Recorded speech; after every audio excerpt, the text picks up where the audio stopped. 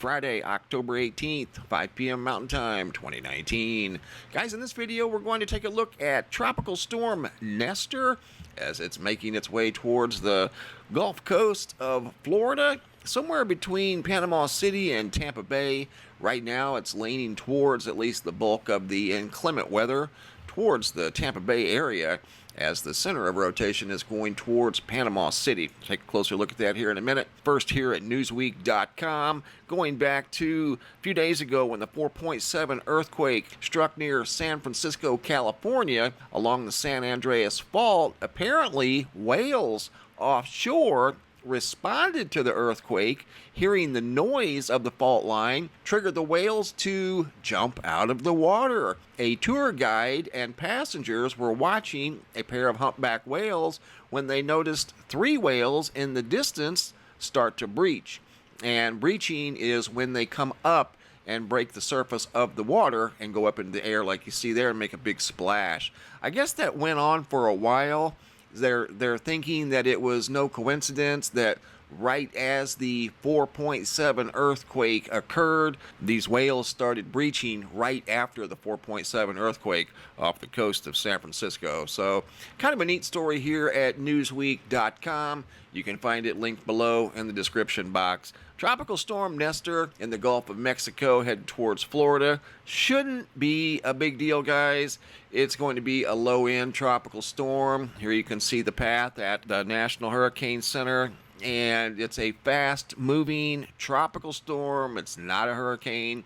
In fact, it's going to bring some much-needed rain to the Tallahassee area, parts of the Florida Panhandle. The winds shouldn't get too far out of hand. I've been checking a buoy out here in the direct path of the eye wall of the storm. That's what I was talking about earlier. The eye wall of the storm's over here, and the bulk of the inclement weather is off to the right on the east side of the storm. They're calling it an east side loaded storm. You can see there's practically nothing over here on the left-hand side, as the storm is not a symmetrical storm at all. It's just a spread out collection of inclement weather that's moving into Florida, Georgia. In fact, you might see more rain up in the Carolinas as this thing cruises through the southeastern part of the United States in a little over 48 hours. It's moving at around 22 miles an hour.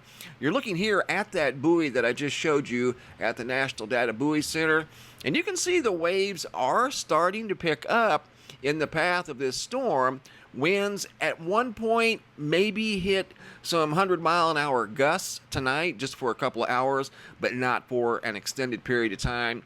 Overall, gusts of between 50, 60, maybe 70-mile-an-hour tops. You're seeing wave heights, significant wave heights right now at 8.9 feet. So it's a minimal storm. The overall maximum waves, according to VentureSky.com, are in the 15 to 16 foot range. That's maximum tonight around 8 p.m., 9 p.m. as it's making its way towards the coast of the Florida Panhandle. So don't expect a whole lot out of this storm. Anywhere from 2 to 4 inches of rain. We can take a look exactly how much rainfall they're predicting here at the National Hurricane Center. The yellow is 4 to 6 inches of rain in a very small area of the Florida Panhandle. The green, actually the dark green, is 2 to 4. And the light green is 1 to 2. And the reason being is the storm is moving very, very quickly at 22 miles an hour. The last I looked, it could be 20, 21, 23. All I know is it's moving over 20 miles an hour.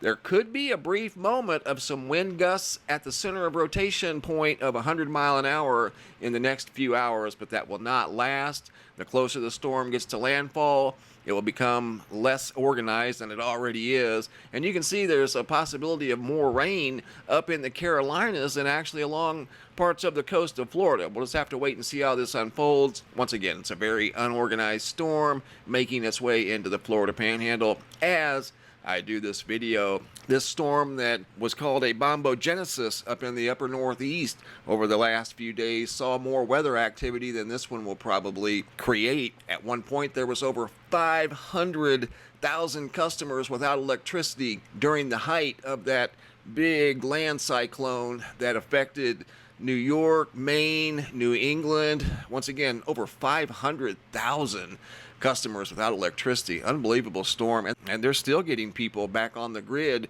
right now as I do this video. Here's a look at the storm and the storm track. You can see it's leaning to the right. There's rain off to the left.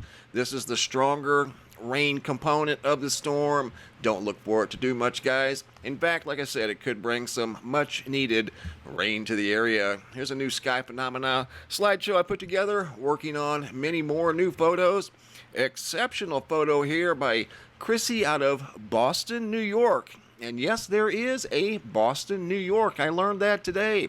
Population of about 8,000 people in the Buffalo area. So awesome photo here. Actually, there's two sent in by Chrissy from Boston, New York. Big orange sky here. Looks like a big orange ball in the sky. Just incredible. Incredible waves noticed by Cliff K way off in the distance. Look at that. Looks like the ocean up in the sky. This here was sent in by Jason from Darrington, Washington, of just a big curved line in the sky, and he saw it develop and has no idea what made the line in the sky. Actually, there was two. He sent in about 4 photos, and they're all pretty much like this, a big curve in the sky, but he didn't see the plane that supposedly made the curve. Joseph I. of an incredible orange sky. Look at that. Some sort of a beam in the center. Dark beam shooting up off of some sort of an orb. Maybe that's the sun. I don't know. Great photograph. Northeast Georgia, sent in by Misty Day of a louvered sky. Louvers as far as you can see. Vinny L of that blanket-looking cloud we see every once in a while. Very thick layer of clouds, very sharp contrast. Clear blue skies there, and then that thick layer of clouds that we've been seeing from time to time. Also noticed a spectacular double rainbow. Been seeing a lot of those lately. Incredible photo here by Larry out of Placerville, California. A lot going on in that photograph. Westland, Michigan, Tyler S. noticed what looked like a triangle formation in the sky as he was sitting at a stoplight. Chris from Martinsburg, West Virginia. He called this a portal. He said that's kind of what it looked like up in the sky. Looked like a horizontal vortex or some sort of a cyclone in the sky. And you can see exactly what he's talking about. It almost has the personality of a hurricane. Look at that. Just an incredible observation. Look at those clouds. And all I did was adjust the lighting, just very little on that photograph. Goodyear, Arizona, Christy S. of some incredible pink and purple skies. Look at that. And that's exactly how I received them. Beautiful skies. More beautiful skies from Bronx, New York, sent in by Lisette of some pink and blue colored skies. Awesome sunrise from Indiana, sent in by Dawn. Look at that, would you? Beautiful. Good job, guys. Keep them coming. Carol Ann from Texas of a big, long orange cloud in the sky. Gill, Massachusetts, Marie of some more pink clouds. I've been seeing a lot of those lately. Lake Seminole, Joe J of an orange, actually dark orange or dark pink sky. Isle of Thadet, sent in by Candace J of a tall, looks like a single rainbow, but you can see multiple layers to the rainbow right there. McDonald Observatory, this was sent in by Glenn, and he noticed this anomaly off to the right, and at first thought maybe it was a cloud shaped like a diamond, but I think that's more of a lens artifact. Not 100% sure. Could be a cloud, I suppose, but I have a feeling that's got something to do with a lens artifact. North Phoenix, Arizona, right out here, sent in by Aaron S. of a double-decker rainbow. And you can see multiple orders of the rainbow right there. That's what they call those. And it's got 1, 2, 3 orders at least. It's a double-decker, but the little lines you see underneath the primary right there, those are called orders. Sometimes you can see up to the rare 5th order rainbows. This one looks like a 3rd order rainbow. Double-decker, high-profile rainbows. Been seeing a lot of those lately all around the world. I don't remember seeing those growing up.